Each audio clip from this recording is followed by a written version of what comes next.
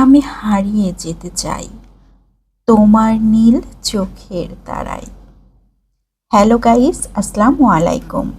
Welcome back to my channel Sharmin জাহান।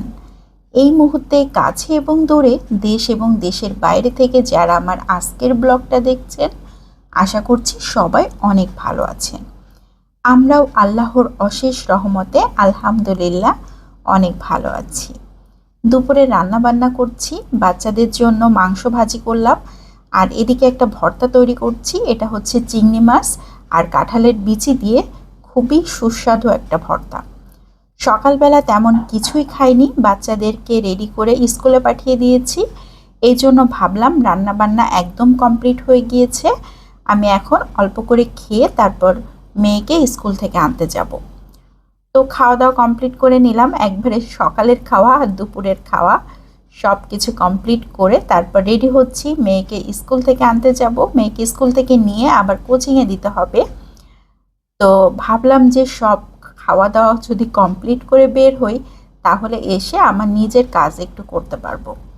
আসলে নিজেকে একটু সময় দিব, সেই সময়টুকু নাই। সব সময় সংসার, সন্তান সব কিছু সামলে নিজের জন্য একটু সময় বের করা খুবই কঠিন হয়ে যায়। তো আমি রেডি হয়ে গিয়েছি একদম ঝটপট, আর বাসার সব কাজ টাজ করেই তারপর বের হচ্ছি। আসলে বাইরে থেকে এসে কাজ করা একটু কঠিন হয়ে যায়, এজন্য আমি যখন বের হই আমি চেষ্টা করি যে বাসার সব কাজ গুছিয়ে তারপর বের হতে। আসলে পরিকল্পনা করে যদি একটু কাজ করা হয়, তাহলে সব কাজ খুব সহজেই গুছিয়ে নেওয়া যায়।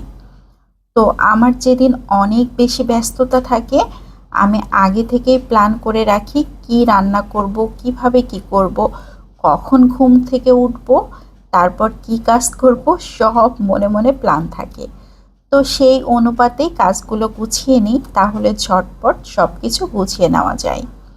তো মেয়ের স্কুলে পৌঁছে গিয়েছি। এই মুহূর্তে স্কুলটা একদম ফাঁকা, তেমন কেউই আসে নাই। ছুটির সময় এত বেশি ভিড় হয় যে এখানে দাঁড়ানোই যায় না। যাক, সব কিছু কমপ্লিট করে আমি বাসাতে আবার চলে এসেছি। এখন অবশ্য একদম দুপুরবেলা, 1:30 বাজে। তো ছেলেকে খাবার দিয়েছি, ছেলে ব্যাচে চলে গিয়েছে, এখন 3টা বেজে গিয়েছে। তো আমি ভাবলাম এক কাপ চা করে নিই, চা করে চা খেতে খেতে আমার আগের দিনের এডিটিংয়ের কাজগুলো করে নিতে পারবো। আর সকালের আব্বুর আসতে আরও বেশি দেরি হবে, তো এই জন্য আমি আমার নিজের জন্য চা করছি একদম সিম্পলভাবে, যতটা ফাঁকি দেওয়া যায়। নিজের কাজে আসলে সব সময়ই ফাঁকি হয়ে যায়। তো পানি গরম করতে বসিয়ে দিয়েছি, এর মধ্যে আদা দিয়ে দিয়েছি, চিনি দিয়ে দিয়েছি, চা পাতি দিয়ে দিয়েছি, এখন গরম পানি দিয়ে দিচ্ছি। এই চাটা খেতেও কিন্তু খুব বেশি খারাপ লাগে না। আর দুধ চা তো সব সময়ই খুব ভালো লাগে, কিন্তু আমি খেতে পারি না রেগুলার, মাঝে মধ্যে খাওয়া হয়। তো সব সময় খাওয়ার জন্য রং চাটা একদম পারফেক্ট।